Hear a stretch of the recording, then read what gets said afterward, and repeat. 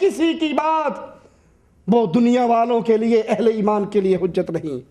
ابو حنیفہ رحمۃ اللہ علیہ سے پوچھا گیا آپ کوئی بات ارشاد فرمائیں اور قرآن کی آیت اس کے مخالف ہو تو ہم کیا کریں؟ یہ نہیں کہا۔ ہمارے ہاں ایک شبہ کیا، اجی اتنے بڑے امام بھلا وہ حدیث کے خلاف کوئی بات کر سکتے ہیں؟ اتنے بڑے بزرگ وہ قرآن کے خلاف بات کر سکتے ہیں؟ بعض دفعہ انسان بے علمی کے اندر بات بھی کر جاتا ہے، اس تک دلیل نہیں پہنچی ہوتی تب بھی اس کے منہ سے کوئی بات نکل جاتی ہے۔ امام صاحب نے فوراً قانون کیا بیان کیا، سنو میری بات سنو، قرآن کی بات سے ٹکرا رہی ہو تو میری بات کو دیوار میں دے مارنا، قرآن کو سینے سے لگا لینا۔ سائل پھر پوچھتا ہے امام ابو حنیفہ رحمۃ اللہ علیہ سے، امام صاحب آپ کی بات رسول اللہ صلی اللہ علیہ وسلم کی بات سے ٹکرائے تو ہم کیا کریں؟ فرمایا میری بات کو چھوڑ دو، نبی کی بات کو لے لو۔ سائل نے تیسری بار کہا امام صاحب آپ کی بات رسول کے صحابی سے ٹکرائے کیا کریں؟ فرمایا میری بات کو چھوڑ دو، صحابی کی بات کو لے لو۔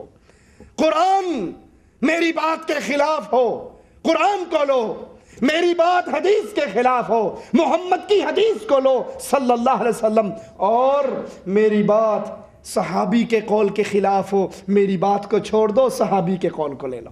لیکن مولویوں نے اپنے اپنے فرقے پر قرار رکھنے کے لیے، اپنا کاروبار اور دھندا چلانے کے لیے قانون بنائے، اپنے مریدوں کو گمراہ کرنے کے لیے۔ یہ ہمارے ہاتھ میں اصول کرخی امام ابو الحسن عبید اللہ بن حسین بن دلال القرخی الحنفی کی کتاب فاروقی کتب خانہ ملتان سے شائع ہوئی، اس میں فرماتے ہیں ان کل آیت تخالف قول اصحابنا، ہمارے امام کے قول کے خلاف قرآن کی جو آیت آئے گی ہم اس کو منسوخ سمجھیں گے۔ امام کی بات اگر قرآن کے خلاف آئے امام کی بات کو نہیں چھوڑیں گے، قرآن کی آیت کو منسوخ جانیں گے۔ اور ابو حنیفہ ان ظالموں سے بری ہیں۔ ابو حنیفہ رحمت اللہ علیہ نے فرمایا میری بات قرآن سے ٹکرائے میری بات کو چھوڑ دینا، عرش والے کی بات کو۔ دوسری جگہ پہ کہتے ہیں اگر کوئی خبر آ جائے ہمارے امام کے قول کے خلاف ہو، حدیث آ جائے ہمارے امام کے قول کے خلاف ہو، صحابی کا اثر آ جائے ہمارے امام کے قول کے خلاف ہو، ہم اپنے امام کا قول نہیں چھوڑیں گے بلکہ حدیث اور صحابی کے قول کے بارے میں کہیں گے یہ مردود ہے۔ یہ پیٹ پالنے والے مولوی، یہ پیٹ پالنے والے ملا، یہ مسلمانوں میں فرقہ پرستی پھیلانے والے ملا۔ یہ تیسری کتاب ہمارے ہاتھ میں شوال کے 6 روزوں کے مکروہ ہونے کی تحقیق ظرف علی خان صاحب نے کی، اس کو شائع کیا جامع عربیہ احسن العلوم گلشن اقبال بلاغ کراچی، بلاغ نمبر 2 کراچی۔ اس کتاب کے اندر وہ اصول بیان کرتے ہوئے کہتے ہیں سنیے، امام ابو حنیفہ کا قول کسی کے لیے ترک نہیں کیا جائے گا اور اس میں کسی کا اختیار نہیں چلے گا۔ امام صاحب کا قول جب پتہ لگ جائے ہم اب امام صاحب کے قول کو نہیں چھوڑیں گے۔ امام صاحب نے خود کہا میرا قول اللہ کے قرآن کے خلاف ہو چھوڑ دو، میرا قول حدیث کے خلاف ہو چھوڑ دو، میرا قول صحابی کے خلاف ہو چھوڑ دو۔ یہ پیر پرستی مولویوں نے، یہ امام پرستی مولویوں نے پیٹ کے دھندے کو چلانے کے لیے کی، وگرنہ اماموں نے اس کی تعلیم نہیں دی۔ امام صاحب کے قول کی موجودگی میں باقی سارے اقوال ساخت ہو جائیں گے، سارے اقوال گر جائیں گے، امام کا قول سب سے اونچا ہوگا۔ میں کہتا ہوں محمد کے قول کے مقابلے پہ سارے قول گر جائیں گے، محمد کا قول اونچا ہوگا صلی اللہ علیہ وسلم۔ اماموں کی دعوت دینے والوں، پیروں کی دعوت دینے والوں، رب محمد کی قسم میں تو یہاں تک کہتا ہوں جبرائیل کی بات آ جائے محمد کی بات سے ٹکراتی ہو، ہم جبرائیل کی بات بھی اس وقت تک نہیں مانیں گے جب تک محمد اس پہ مہر نہ لگا دے۔ جائیے حدیث جبرائیل کو پڑھیے، جبرائیل آتے ہیں پوچھتے ہیں اسلام کیا ہے، نبی اسلام بتاتے ہیں، وہ کہتا ہے سچ کہا۔ جبرائیل پوچھتے ہیں ایمان کیا ہے، آپ ایمان بتاتے ہیں، وہ کہتا ہے سچ کہا۔ وہ احسان پوچھتے ہیں، آپ احسان بتاتے ہیں، جبرائیل کہتا ہے سچ کہا۔ وہ قیامت پوچھتا ہے کب آئے گی، نبی نشانیاں بتاتے ہیں، وہ کہتا ہے سچ کہا۔ لکھنے والے نے لکھا کہ جبرائیل کو تو یہ تعلیم اللہ نے دی تھی نا، اور دی بھی اس لیے تھی، نبی نے خود بتایا فاروق یہ جبرائیل تھا، تمہیں تمہارا دین سکھانے کے لیے آیا تھا۔ جب جبرائیل کو دین اللہ نے سکھایا صحابہ کو سکھانے کے لیے، تو جبرائیل کو چاہیے تھا آتے اور کھڑے ہو گئے اعلان کر دیتے لوگوں اللہ نے بھیجا، اسلام یہ ہے، ایمان یہ ہے، احسان یہ ہے، قیامت کی نشانیاں یہ ہیں۔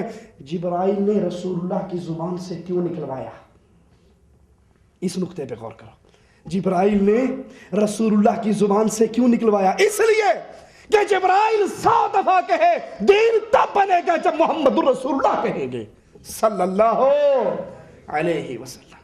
ہم اس امام کی بات کرتے ہیں، اس کا نام محمد الرسول اللہ ہے، اس کے قول کے مقابلے پہ دنیا کے ہر قول کو ٹھوکر مار دی جائے گی، بھلے وہ قول موسیٰ علیہ السلام کا ہو۔ نبی نے کہا تھا فاروق اعظم کو جب تورات کے ورقہ پڑھ رہے تھے، اے تورات پڑھنے والے، لو کان موسیٰ حیا ما وسعہ الا اتباعی، آج موسیٰ زندہ ہو کے آ جاتا اس کو بھی محمد کی اتباع پر نجات ملتی صلی اللہ علیہ وسلم۔ کہتے ہیں اس تحقیق اور تجسس کی بھی کوئی ضرورت نہیں کہ ابو حنیفہ نے یہ قول کہاں سے اختیار کیا، کوئی ضرورت نہیں، امام صاحب نے کہہ دیا بس بات ختم ہوگی۔ حالانکہ ابو حنیفہ رحمۃ اللہ علیہ خود کہہ کر گئے کسی کے لیے جائز نہیں میرے قول پہ فتویٰ دے جب تک وہ یہ تحقیق نہ کر لے میں نے یہ فتویٰ کس دلیل کی بنیاد پر دیا ہے۔ معصوم ابو حنیفہ نہیں، معصوم امام شافعی نہیں، معصوم کا نام محمد الرسول اللہ ہے۔ باقی سب سے غلطی ہو سکتی ہے، اماموں، پیروں، فقیروں، بزرگوں، مولویوں، ملاؤں، شیخوں، حضرتوں سے غلطی ہو سکتی ہے، ایک فاطمہ کا بابا ایسا ہے جس سے غلطی اور کیوں نہیں ہو سکتی؟ کیونکہ مالک کہتا ہے وَمَا يَنطِقُ عَنِ الْهَوَىٰ إِنْ هُوَ إِلَّا وَحْيٌ يُوحَىٰ۔ دنیا کا ہر بندہ اپنی مرضی سے بولتا ہے، محمد عرش والے کی مرضی سے بولتا ہے صلی اللہ علیہ وسلم۔ اسی طرح امام شافعی فرماتے ہیں میرے کسی بھی قول کے برخلاف نبی کی حدیث آ جائے تو نبی کی حدیث ہی قابل قبول اور قابل عمل ہے، لہٰذا میری تقلید نہ کرو۔ امام مالک رحمت اللہ علیہ فرماتے ہیں رسول اللہ صلی اللہ علیہ وسلم کے سوا ہر آدمی کی باتوں میں غلطی کا امکان ہے، ہر آدمی کی بات لی بھی جا سکتی ہے چھوڑی بھی، لیکن جو یہ محمد قبر میں سو رہے ہیں صلی اللہ علیہ وسلم ان کی کوئی بات چھوڑی، ان کی بات میں غلطی کا امکان نہیں، باقی سب کی باتوں میں غلطی کا امکان ہے۔ اور یہی تعلیم امام احمد ابن حنبل رحمت اللہ علیہ بھی دے رہے۔ قابل غور بات کیا ہے؟ جو اللہ کے نبی صلی اللہ علیہ وسلم کی بات، آپ کی حدیث، آپ کا فرمان سننے کے بعد اس کی تباہ نہیں کرتا، اس کے دل میں ٹیڑھ، کجی، فتنے اور عذاب علیم کا ڈر ہے، ہو سکتا ہے وہ حدیث رسول ٹھکرائے۔ اور میرے نبی نے فرمایا تھا انسانوں کے دل اللہ کی 2 انگلیوں کے درمیان ہے، ہو سکتا ہے حدیث کو ٹھکرانے کی وجہ سے وہ ایسے فتنے میں مبتلا ہو جائے کہ پھر اس کا دل موڑ دیا جائے، وہ اتباع رسول کی طرف آ ہی نہ سکے، ساری عمر نبی کی حدیثوں کو چھوڑ کر گزار دے، کیونکہ نبی کی حدیث کو چھوڑ دینا میرے رسول کی گستاخی ہے۔ وہ رسول تو اتنی شانوں والے رسول، قرآن بیان فرماتا ہے لا ترفعوا اصواتکم فوق صوت النبی ولا تجہروا له بالقول كجہر بعضکم لبعض ان تحبط اعمالکم وانتم لا تشعرون۔ میرے نبی کی آواز سے آواز اونچی نہ کرو۔ کس کا حکم ہے؟ میرے نبی کی آواز سے آواز اونچی نہ کرو، کس کا حکم ہے؟ لیکن ہمارے ہاں کیا کہتے ہیں؟ آپ وہابی ہو، آپ نہیں مانتے، ہمارے نبی حاضر ناظر ہیں۔ سنا ہے ہر عاشق کے گھر تشریف لاتے ہو، ہمارے گھر میں بھی ہو جائے چراغاں یا رسول اللہ۔ نبی کو حاضر ناظر بھی مانتے ہیں، میلاد شریف میں کرسی سجا کے بھی رکھتے ہیں، اور پھر نعرے کتنی زور زور سے لگتے ہیں، سنے یا نہیں سنے؟ نعرے زور سے لگتے، نعرہ رسالت یا رسول اللہ، گونجتی آواز نہیں گونجتی؟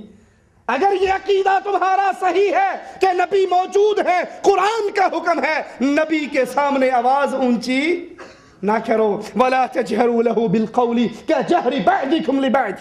جیسے تم ایک دوسرے کو پکار لیتے ہو، ایک دوسرے کا نام لے کر پکار بلند کرتے ہو، اس طرح یا محمد کی صدائیں بلند نہ کرو۔ اور اگر تم باز نہیں آئے نبی سے آواز اونچی کرنے والے، نبی کے نام ایک دوسرے کے ناموں کی طرف پکارنے والے، اور اگر تم بعد نہیں آؤ گے تمہارے سارے اعمال ضائع کر دیے جائیں گے، وَأَنْتُمْ لَا تَشْعُرُونَ، اور تمہیں پتہ بھی نہیں لگے گا، شعور بھی نہیں ہوگا، اور تم برباد ہو چکے ہوگے۔ یہ نبی کے ساتھ بے ادبی ہے کہ نبی کے سامنے آواز اونچی کی جائے۔